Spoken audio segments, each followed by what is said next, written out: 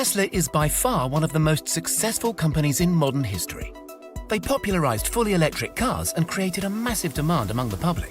With a market cap of around $380 billion, Tesla is growing by the day. But to keep up with orders, Tesla built a futuristic facility called the Gigafactory. Today, we're taking a look inside the Tesla Gigafactory. Tesla currently produces about 350,000 cars a year, far fewer than the public demands. But they have ambitions to ramp up production to more than 20 million cars a year. This bold strategy will require numerous advances in their current chain of production, including several larger factories, which are currently being built all over the world. But the bedrock of Tesla's production line is their Gigafactory in Sparks, Nevada. The company's first fully built factory will serve as the model for what eventually could be a dozen massive Tesla factories globally.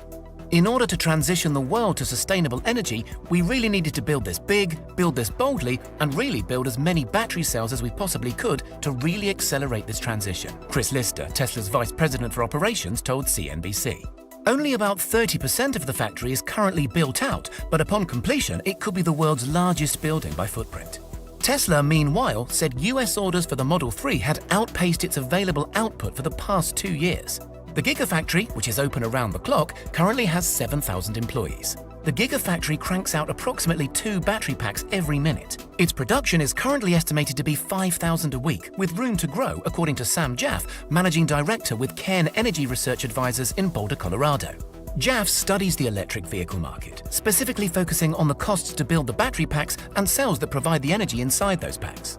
Jaff's analysis pegs Tesla's cost to manufacture a battery cell at $116 per kilowatt-hour, which he says is far ahead of the industry. He estimates other automakers building electric vehicles have battery cell costs close to $146 per kilowatt-hour. Tesla's Project Roadrunner aims to reduce costs to $100 per kilowatt-hour by 2021. Tesla has shown an ability and a drive to reduce both cell costs and battery pack costs, he said. They have been planning for this moment with this tremendous cost advantage for a long time, and in general, they have executed well on it. That's not to say there haven't been growing pains at the Gigafactory. Tesla initially partnered with Panasonic to produce its proprietary batteries. Panasonic claimed they could increase energy density within Tesla's batteries. And after years of allegedly fraught relationships between the two companies, they recently inked another deal that is due to last until 2023. Panasonic is not Tesla's exclusive battery supplier anymore, since they began partnerships with LG Chem and CATL to supply cells in China. Working alongside the factory's 7,000 human employees are a team of super smart robots. The automated robots can move materials between workstations faster and lift heavier loads while staying charged for 19 hours. Some of the robots navigate through the factory using digital maps. An employee expanded on that, saying, "They're really on a fixed path, so it's very predictable. They're going to the same locations, picking up from one location and emptying off at another location. And what it allows us to really do is to have things moving from inventory to line side all day long without a whole lot of human intervention at all." Gigafactory 1 is aligned on true north, which was done so that the equipment can be mapped by GPS and solar panels on the roof can be accurately aligned. The factory has also been designed to become entirely energy self-reliant. Tesla intends to power the structure through a combination of on-site solar, wind, and geothermal sources. When completed, the building will have the largest footprint in the world and the second largest volume. Though Tesla has faced scrutiny for wastefulness within the factory, its master plan includes many energy-saving features. For example, excess heat from equipment such as compressors and high-temperature ovens will be able to not only run equipment efficiently, but to help keep the factory warm in the colder months. The roof will eventually contain 200,000 solar panels. These will expand across 1.8 million square feet of the factory. The location is a key component of the Gigafactory's ability to use solar energy, as it's located in a desert that gets a large amount of sunlight. Tesla's Gigafactory also has a water cooling system that repels extremely low temperatures. Because of the way the air is here in Nevada, it's dry and really hot during the day, but it's very cool at night. We do have a 10 million gallon water tank out back, and it allows that water to cool down. We use it for air conditioning. A lot of the equipment requires chilled water to operate to keep it running, said Lauren Cito, a Tesla employee. Tesla's vice president of operations, Chris Lister, also spoke in the video. "We really wanted to get to a point where this is going to become a fully net zero facility, leaving zero carbon footprint, creating products that also leave zero carbon footprint."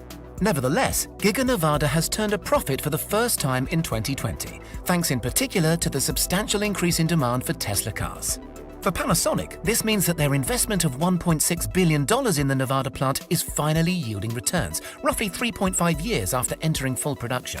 When construction began in 2015, it appeared that Tesla was risking everything on the Gigafactory 1. It would churn out the batteries necessary for the Tesla Model 3, which is the car that was supposed to make or break the company, and for which Tesla already had hundreds of thousands of orders despite first deliveries still being more than a year away. At this point, production had already started in the form of Tesla Powerwalls and Power Packs, which are meant for stationary energy storage for a home or a business. A Powerwall is a bit like an enormous battery hanging out on your wall for whenever you need it, for power outages or even just smoothing out energy consumption. One Power Pack, in turn, is 16 Powerwall batteries in a stack, and the energy stored inside can power a typical American home for 3 days, Tesla says. At least 5 states competed to attract Gigafactory by offering tax incentives, cash grants, and other methods in the hope of future business. California, Arizona, Nevada, New Mexico, and Texas, where San Antonio had offered bigger incentives with no sales tax but did not get the factory. States without sales tax were topping the list of preferred sites. Nevada estimates a tax base of $1.9 billion over 20 years. After sticky negotiations, Tesla chose the Tahoe-Reno Industrial Center, or TRIC, as the location of the Gigafactory, mainly due to speed and a state of Nevada incentive package. Other location reasons were rail access, direct salability, and low air humidity to ensure less than 300 parts per million humidity in production. The TRIC owners gave the first 1,000 acres to Tesla for free. And of course, the factory is not without controversy. In August 2018, Carl Hansen, a former member of the company's security team, filed a whistleblower complaint with the Securities and Exchange Commission. In the complaint, he alleges that Tesla suppressed an internal investigation into various criminal activities that occurred at Giga Nevada during his tenure. For one, Hansen alleges that the company refused to inform the DEA and local law enforcement officials about evidence of cocaine and crystal meth smuggling occurring on factory grounds in connection with the Mexican drug cartel. Hansen also claims in it that the company successfully suppressed his internal investigation into the alleged theft of $37 million worth of raw materials. Following the complaint, Hansen went on to allege that Tesla fired him as an employee and then as a contractor because he was not a Tesla team player. Hansen then cooperated with an FBI investigation after discovering that Tesla was spying on him and a roommate immediately following his expulsion. The investigation was later shut down without explanation following months of work. Hansen detailed his entire story in a 3-hour-long interview.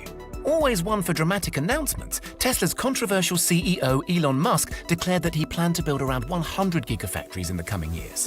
While that number is nowhere close to reality at the moment, there are several gigafactories being built around the globe.